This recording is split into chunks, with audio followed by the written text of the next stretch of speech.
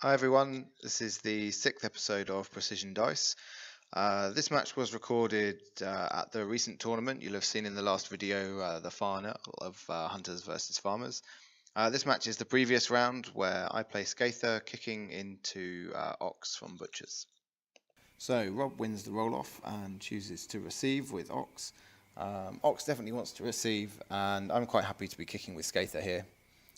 Bring Skatha close to this forest and try and kick as short as possible, making it difficult for the Butcher's player to get that ball back.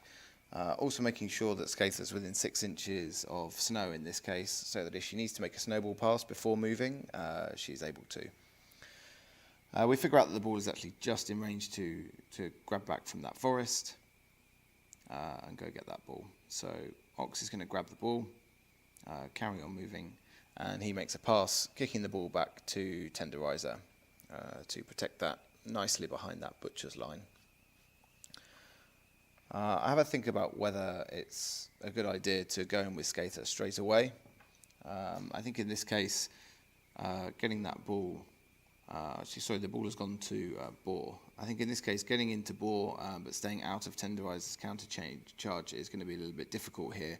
I'm going to have to make several dodges, probably use Skatha's legendary, and then still make that shot. It is possible, but I decide instead to spend a little bit longer setting up. So Minx is just going to put Blessing on Chaska, drop down a trap to keep her safe, and jog up just in front of that obstacle. Now here Brisket jogs over and throws a Dirty Knives at Skatha, hitting it, which leaves her poisoned and critically on -1 defense. I then go with Chaska, hit the boombox on Ox, dealing 6 damage, but deciding not to take the knockback here. Making sure to stay out of range so Boar can't actually charge in. As soon as he hits that trap, it's going to be difficult to engage Chaska here. Now Tenderizer moves up. Ox is well protected by that counter charge. This is where we're going to have a little bit of a problem. I have a think about how I can get around there, how I can get that ball back. In the end, I decide to jog round to Ox, but to stay engaged by Tenderizer. Even though I can't get to Tenderizer to engage him, it does mean that Tenderizer doesn't get a counter charge once he's engaging Skatha. So I jog around, use the legendary, buy an attack on Ox. Here, looking to get that ball from Boar, who's a nice easy target, and hopefully get a goal. So I think Ox counters here. No, there was no momentum, so no counter from Ox. Skatha now tackles the ball off Boar. She has several influence left, so she hits a cold snap, putting snare on Tenderizer and Boar, which is really going to slow the Butcher's team down. She makes another attack. I then decide whether it's worthwhile dodging Skatha away. Actually, I want to stay engaged with Boar and Tenderizer, knowing that Skatha's in a troublesome position once she's taken her shot. I want to stop Boar having that charge on, potentially lock up the rest of that team so they have to deal with her, accepting that Skatha's probably going to be jailed and will be gone by the next turn. So I have a think about whether to take the shot or whether to take the dodge. In the end, I just come in closer, down to 2 dice, bonus time up to 3, but needing a 5 from Tenderizer's goal defense. Unfortunately, Skatha misses, and the ball scatters right behind the Butcher's goal line, which is exactly what Rob would like to see here. So Skatha is going to be well and truly dead. Boiler comes in, buys an attack, gets several hits under Ox's aura, and generating some momentum for Ox. So Zorola's going to go, Midnight offering up Cena, ready to go in on Ox. I think if we have to trade captains, losing Skatha for Ox is definitely a pretty good trade. The rest of the Hunters team is fairly strong, whereas the rest of the Butchers team, although able to do plenty of damage, does suffer not having Ox's aura. So here now Cena's just going to jog over the fast ground. I'm measuring to see if she can jog and get everyone in range to do a mauling. In the end, she's only able to get to Ox and Boiler. Now here we both forget about Tenderizer's counter charge. I think with him being engaged previously, not expecting Skatha to die, but rather to be jailed for next turn. we forget about the counter charge, which may have been quite a pivotal point of the game here. So Sina's able to make some attacks, go in on Ox and hit the mauling, getting Boiler as well, and I end the turn on 1 momentum up. Now, Ox dies here to the bleed. The reason I chose to do enough damage to kill Ox is because I know that my initiative cards are actually pretty poor, the highest one being a 5, so I couldn't guarantee that Sina would be able to go at the top of turn 2, kill Ox and retreat. And if Ox gets to go first under his legendary, he's going to put a serious amount of damage down, so decided to kill Ox rather than jail him here. So Skatha comes back on at the side of the pitch with just a little bit of influence in case she can sprint and go get that ball. I load up Chaska, load up Minx, and load up Sina to do some work here. Ox comes back on just in the corner by that goal, elects not to pick up the ball, and Sina goes first. So Sina is going to go in and try and finish off Boiler here. Unfortunately, doesn't quite manage it, leaving Boiler on 1 health. So Sina then jogs away, hopefully to safety, either away from Boiler or, more importantly, away from Boar, not able to get through that snare, not able to get through that trap to Sina. So Boiler's going to put Mark Target on Sina, hoping to either get Tenderize or Ox or Boar in there and take Boiler away to safety behind that forest. So here now the lines have kind of come together. We're now going to retreat and both try and recover our captains a little bit, play safe. Hunters, I think, are a little better able to protect their models here, between the traps, making it difficult for butchers to engage, and the range damage through things like boombox. Brisket goes in on Skatha on the side here. Skatha in cover manages to defend herself fairly well, although Brisket does get some damage and a dodge, and she keeps in cover here. It's going to be difficult to deal with Brisket and her unpredictable movement as well, so I decide to try and ignore her for the game. So I bring Zarola over to see if Rob wants to take the unpredictable movement with Brisket, which he does, and dodges her back into Skatha. Chaska's going to jog over here to the rough ground. Rough ground for Chaska is quite important against these high damage teams like Butchers. The extra defense really helps him out, otherwise Chaska is quite an easy target to get through. Also having Snow in here against Butchers, with their 1-inch melee, they really don't want to see free dodges, and without great knockdowns, Snow can be quite useful in validating some of their attacks. I don't think we get a situation here where Snow actually manages to use the aura, and it's something that commonly gets forgotten. But I bring him for this matchup every time, rather than for hard, in case the aura is able to nullify some attacks. So we're now trying to figure out where Tenderizer can get to engage Sina. Tenderizer is able to charge, although he hits the trap, is able to get both Sina and Chaska in that charge. Hits the ground pound. Manages to knock down both Chaska and Sina here, engaging them both. So I think getting Tenderizer in here was quite a good move. I don't really have any plans to come into that Butcher's line necessarily, and forcing the Butchers to come into me means Tenderizer's now not protecting that goal, not protecting the rest of the team. I think the team's fast enough to engage him if needed anyway, so I think that was quite a good move to come in with Tenderizer here. Boar is a great one to lock up as well, and now I send in Minx here, drop a trap. Minx in cover against a damaged Boar is hopefully not going to take too much damage from him, and I'm happy for them to just sit there and trade some damage and keep him away from some of my other models. So Minx just hits the Momentous 2, I think three or four times against Boar, doing a little bit of damage there. I don't think she's necessarily going to kill Boar, but she may get through him if the game goes long, and she generates a fair bit of momentum for doing it. So Ox is going to come forward here.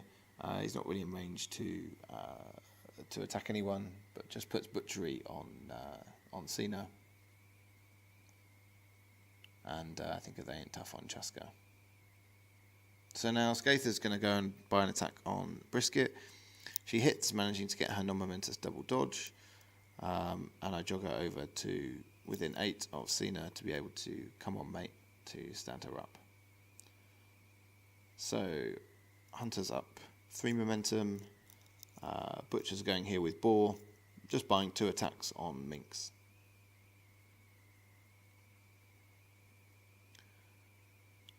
So up by 2 momentum here. Again, knowing that I have no real high cards here, being a little bit of an issue. Highest being a 5, which I think has already been played.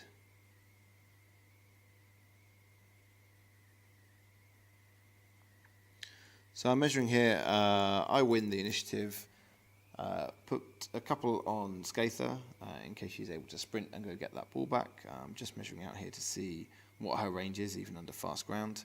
And really for the other targets, I'm loading up Cena, Chaska and Minx. I would normally want to put some on Zarola, thinking that she can either Midnight Offering someone around, which is much better earlier on in the game. Sometimes a chain bolus is quite useful, particularly if you're running against tougher teams where you need that snare, you need that extra damage through Cena, or if you're running for hard. Because Tenderizer was snared from the trap, I go in with Cena, hit Tenderizer to push him away, hitting the mauling on both of them, and then trying to finish Ox here. Ox again stays on 1 health, unfortunately not able to kill him, so now Ox is going to get a great counter attack, or sorry, counter punch I should say. So Ox legendaries, goes in on Cena. Of course I counter, hoping to get the some damage or something to be able to kill Ox. Ox hits his knockdown and is able to go in on Cena here, really laying down some damage. Luckily Minx is still engaging Boar, or Boar would certainly finish off Cena. And Ox just laying into Cena there, doing some damage.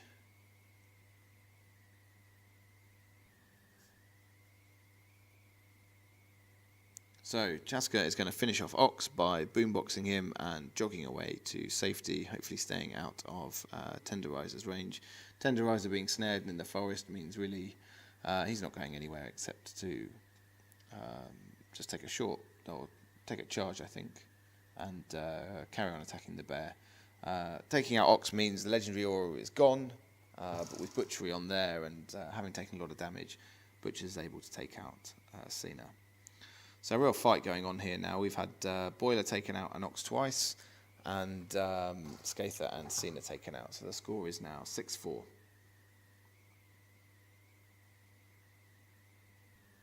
Minx is just going to go in and make some attacks on Boar.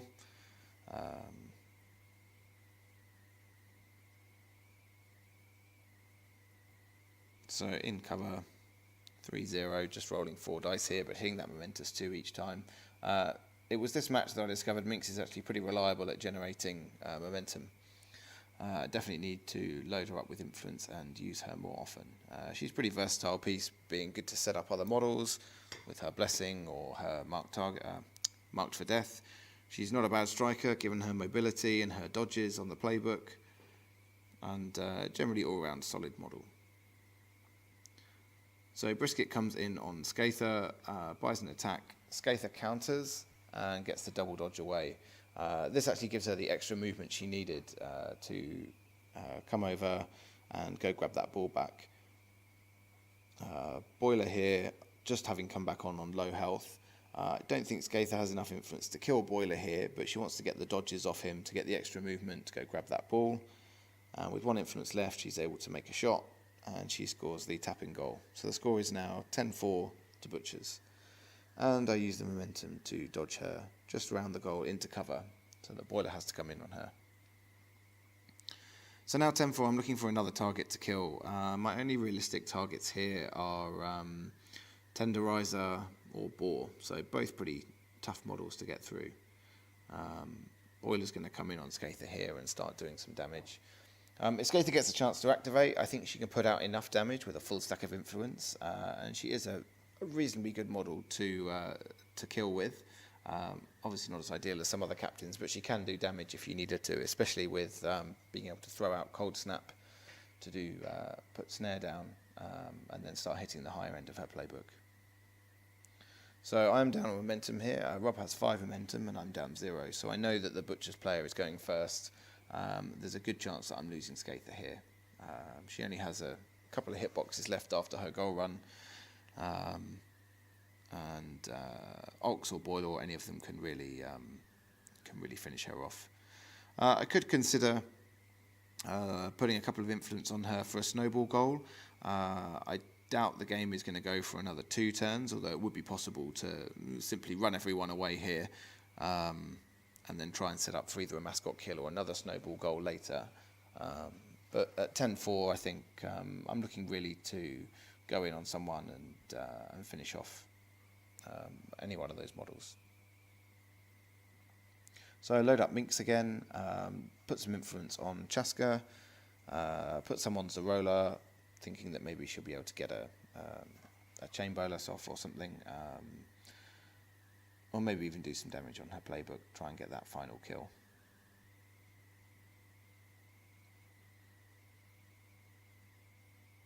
So have a little think about what to do here. Snow is really out in the middle of nowhere. He has 1 influence on him for anatomical precision in case that comes in handy. Decide just to make 4 attacks on Boar. In the end, dodging Minx away and then running her away to safety. So getting her out of Boar's melee range, dropping a trap, so make sure that Boar's really going nowhere, and running away to safety. With Ox coming back on with a full stack, I really didn't want to leave Minx there to just get eaten by either of them. So now Rob's going to play defensive as well, bring his models back to safety, bring Ox up into range with no real viable targets. And I'm going to use Chaska to just spend 3 influence to boombox Boar. Actually, so Zarola has done a midnight offering on Chaska here. So I'm making sure I'm out of range of Boar being able to get into Chaska. Tenderizer comes up here to attack Chaska.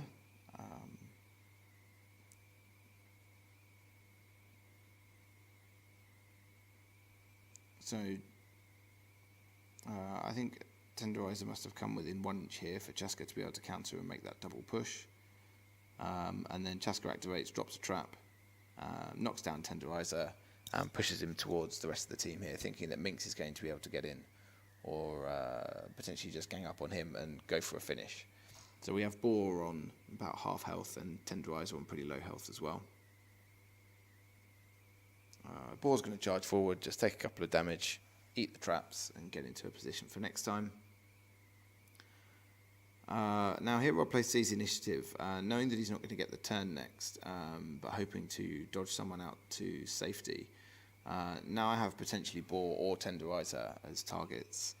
I think about dodging Minx in, and in the end just dodging Snow to engage both of them, either engaging Boar, knowing that Boar's not going to be able to take a charge first activation, or just providing a gang up for either Tenderizer or Boar. In the end, Chaska's able to boombox Boar and kill him to win the game.